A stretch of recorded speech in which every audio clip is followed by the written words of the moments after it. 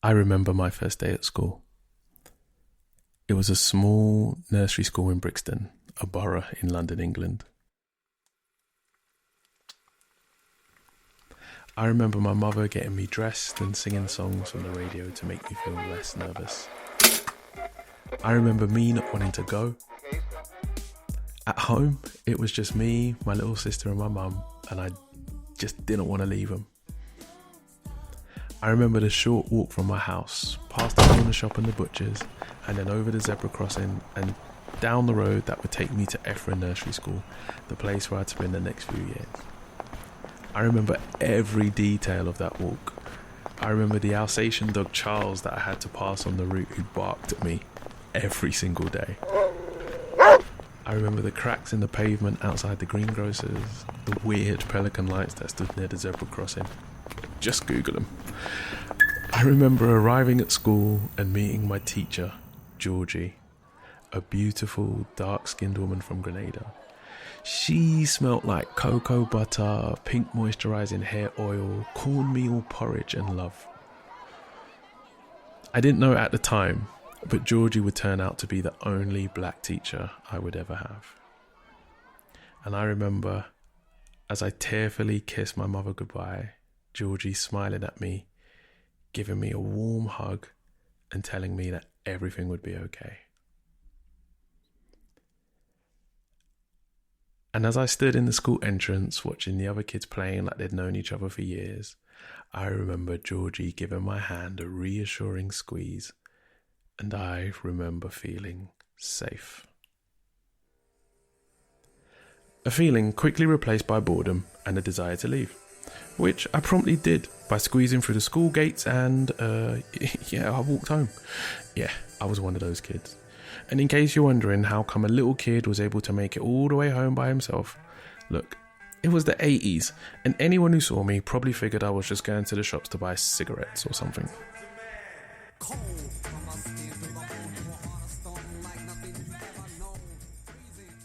Those first day at school feelings came flooding back to me when I came across an article about 9 children. 3 boys and 5 girls having their first day at school. They were older than me in the story I just described. I went to school with my mother. They went to school accompanied by the National Guard. I was greeted by the beautiful Georgie. They were greeted by a baying crowd of hate-filled faces. No sounds of playing for them. No kisses goodbye at school gates. This was Little Rock, 1957, and the children were Ernest Green, Elizabeth Eckford, Jefferson Thomas, Terence Roberts, Carletta Walls, Minnie Jean Brown, Gloria Ray Carlmark, Thelma Mothershed, and Melba Patillo Beals. Known as the Little Rock Nine, they were the first African American children to attend a desegregated school.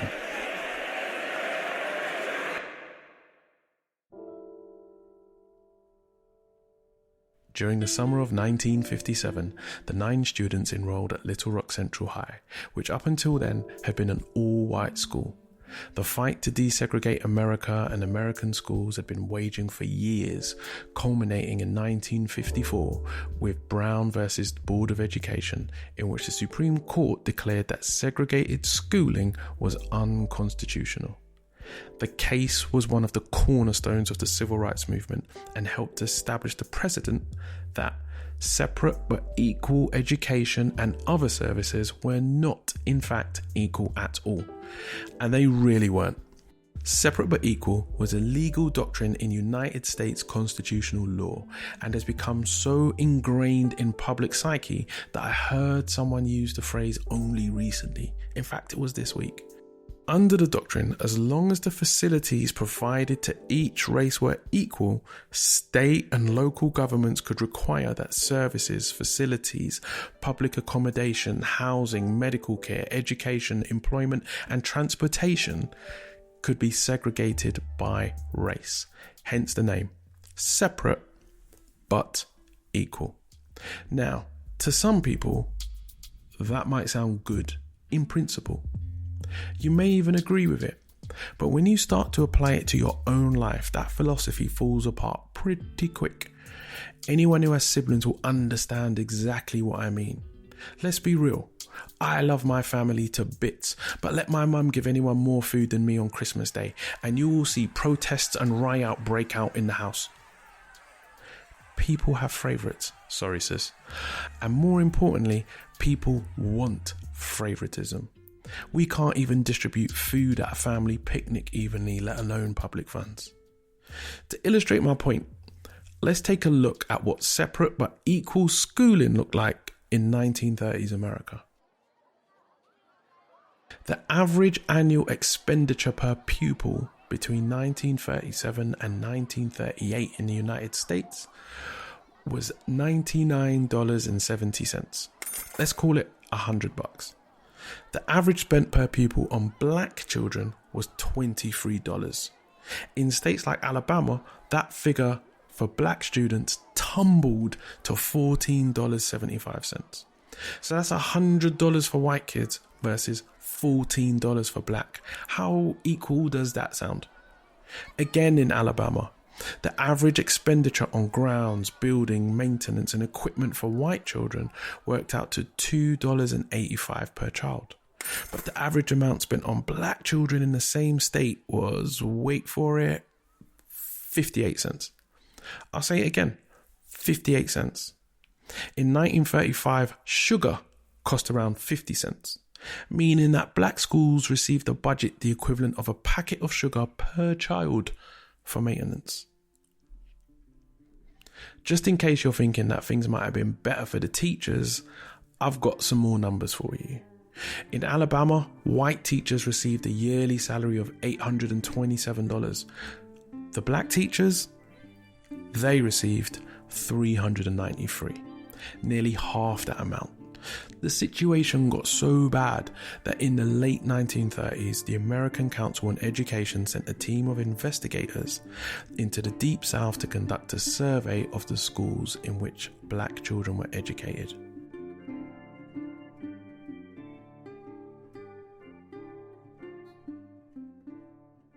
This is an extract from their report. A typical Negro school is at Dine Hollow. It is in a dilapidated building, once whitewashed, standing in a rocky field unfit for cultivation. Dust-covered weeds spread a carpet all around, except for an uneven bare area on one side that looks like a ball field. Behind the school is a small building with a broken, sagging door. As we approach, a nervous, middle-aged woman comes to the door of the school. She greets us in a discouraged voice marked by a speech impediment. Escorted inside, we observe that the broken benches are crowded to 3 times their normal capacity. Only a few battered books are in sight, and we look in vain for maps or charts. We learn that 4 grades are assembled here.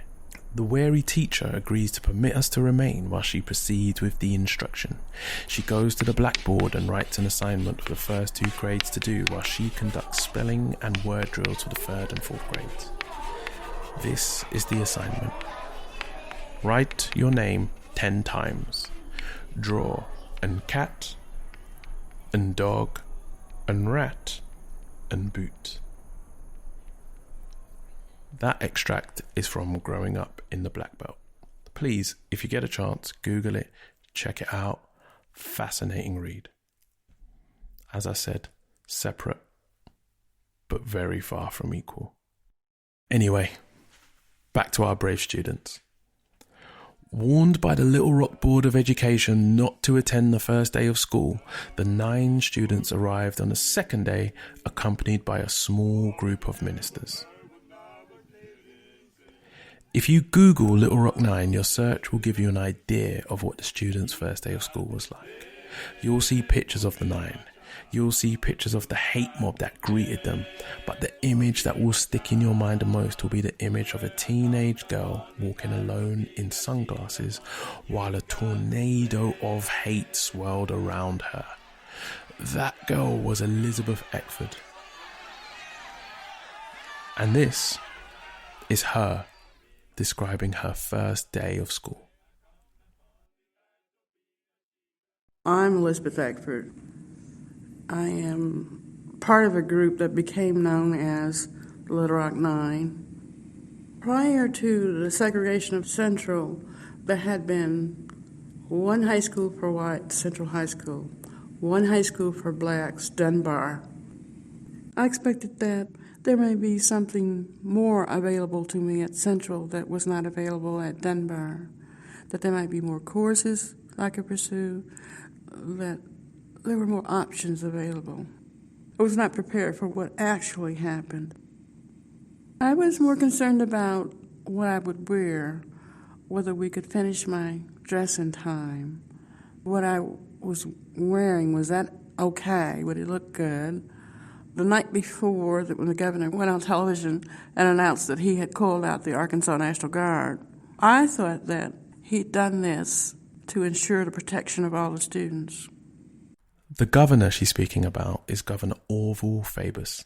He was a staunch defender of segregation and, in defiance of the Supreme Court, called in the Arkansas National Guard to keep the 9 teenagers out.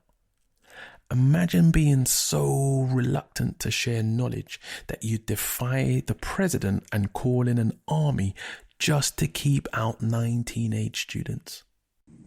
We did not have a telephone, so inadvertently we were not contacted to let us know that Daisy Bates of NACP had arranged for some ministers to accompany the students in a group. And so it was I that arrived alone. Elizabeth next begins to describe her journey. And you can start to hear the painful memories of that day surface in her voice as she realizes that the guards were not there to protect her from the mob. They were there to protect the school from her. 270 trained soldiers protected the school that day. 270 trained killers defending a school from 9 black students. On the morning of September 4th, my mother was doing what she usually did. My mother was making sure everybody's hair looked right and everybody had the lunch money and the things, their notebooks and things, but she did finally get quiet and we had family prayer. I remember my father walking back and forth. My father worked at night, and normally he would have been asleep at that time. But he was awake, and he was walking back and forth, chomping on a cigar that wasn't lit. I expected that I would go to school as before on city bus. So I walked a few blocks to the bus stop, got on the bus, and rode to within 2 blocks of the school. Got off the bus, and I noticed along the street that there were many more cars than usual, and I remember hearing the murmur of a crowd. But when I got to the corner where the school was, I was reassured seeing these soldiers circling the school grounds. And I saw students going to school. I saw the guards break ranks as students approached the sidewalk so that they could pass through to get to school. And I approached the guard at the corner, as I had seen some other students do. And they closed ranks. So I thought, well, maybe I am not supposed to enter at this point. So I walked further down the line of guards to where there was another sidewalk. And I attempted to pass through there. But when I stepped up, they crossed rifles. And again, I said to myself, well, maybe I'm supposed to go down to where the main entrance is. So I walked toward the center of the street. And when I got to about the middle and I approached the guard, he directed me across the street into the crowd. It was only then that I realized that they were barring me, that I wouldn't go to school. As I stepped out into the street, the people who had been across the street started surging forward behind me. And so I headed in the opposite direction to where there was another bus stop. Safety to me meant getting to the bus stop. It seemed like I sat there for a long time before the bus came. In the meantime, people were screaming behind me what I would have described as a crowd before. To my ears, sounded like a mob.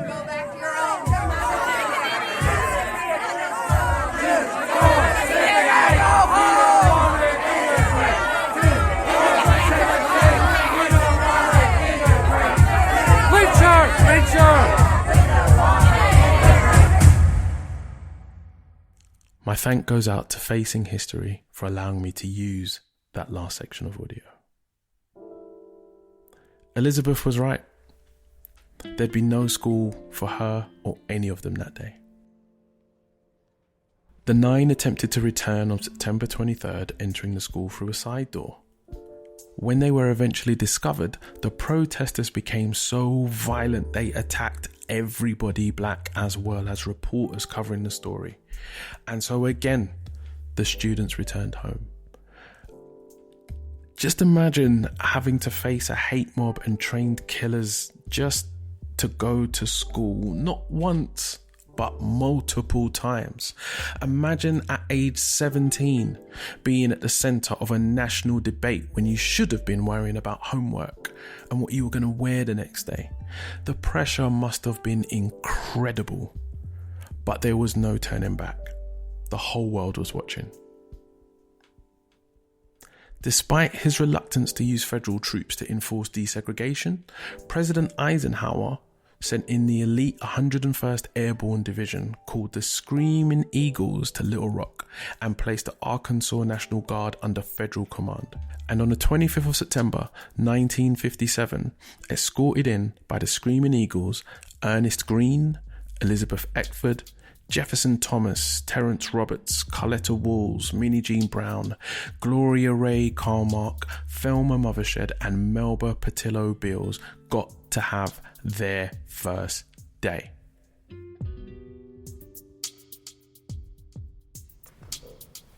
I pledge allegiance to the flag of the United States of America and to the republic for which it stands, one nation under God, indivisible, with liberty and justice for all.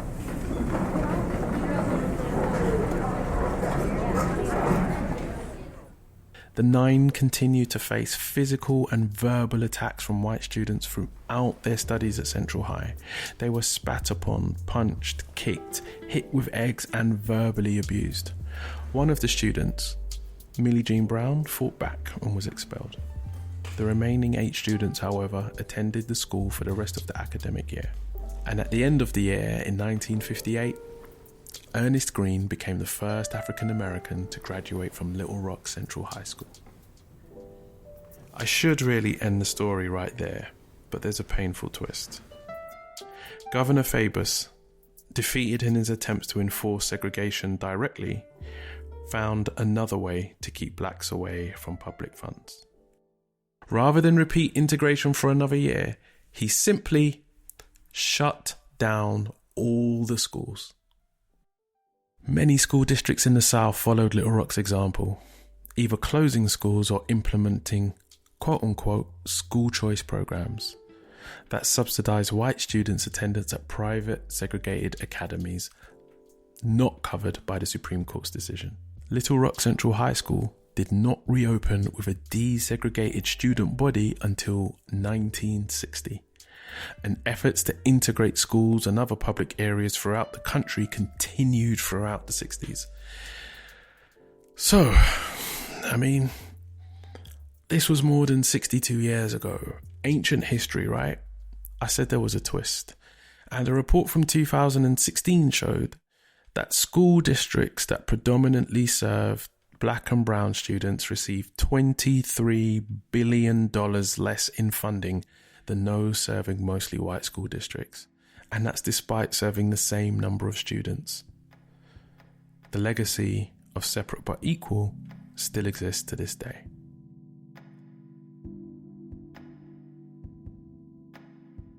The mobs outside the schools may have gone, but those with that mentality are now making policy decisions. policy decisions that will affect the earning potential for entire generations. So, if you're a parent, guardian, auntie, uncle, I implore you to do your best to get involved with school activities as much as possible and fight for your kids while they're in school as hard as the Little Rock Nine fought to attend school.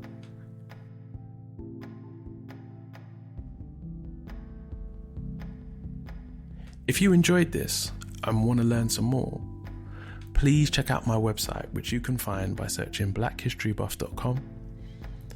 There you'll find blog pages and a blog accompanying this episode, alongside some research material that you can use to start developing lesson plans for children in your care. And while you're there, please consider supporting the show by making a donation on Patreon or Podfan. Again, you'll find links in the description and on my website. So people, please stay positive, stay wise, stay active, because movement is life. And remember, Black history is world history. I'll speak to you all soon.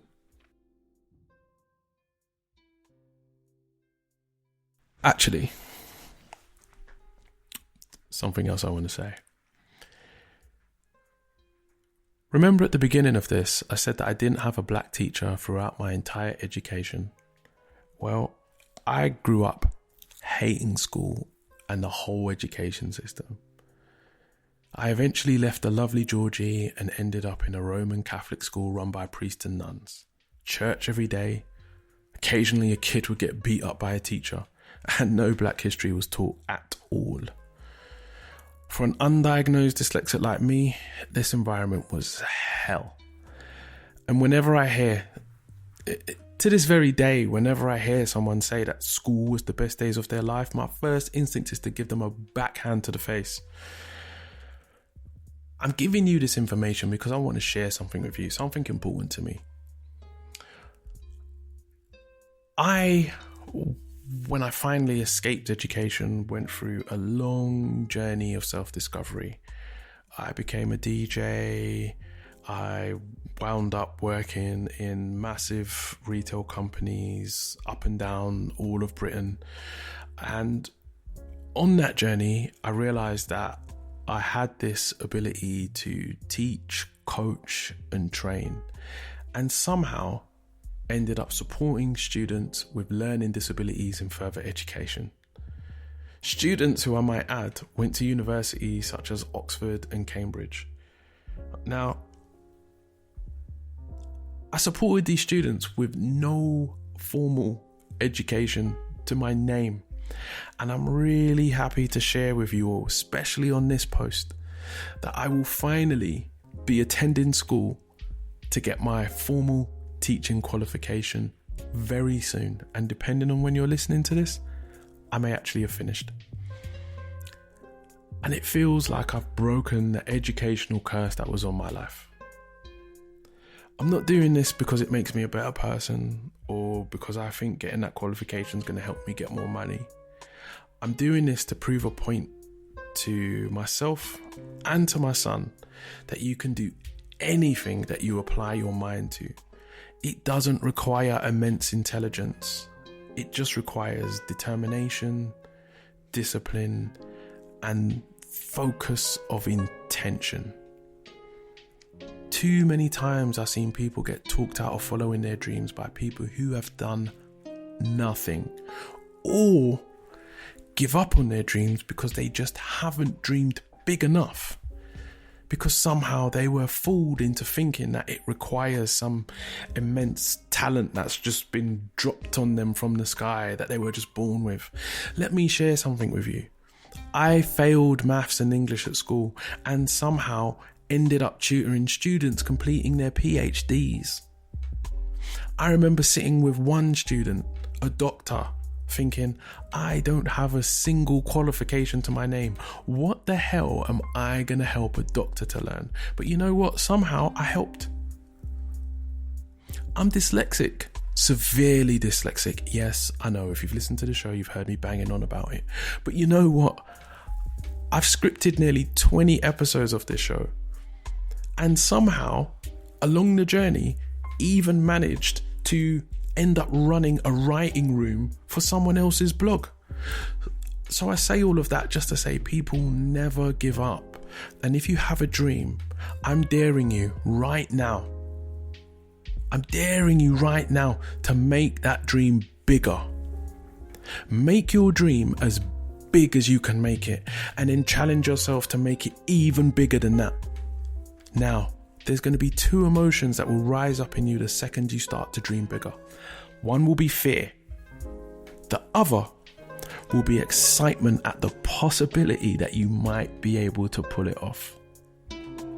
The feeling you feed will determine the result of your dream. All right? I just wanted to share that with you all. Okay. All right, I'm done now. Until the next episode, all right? Take care.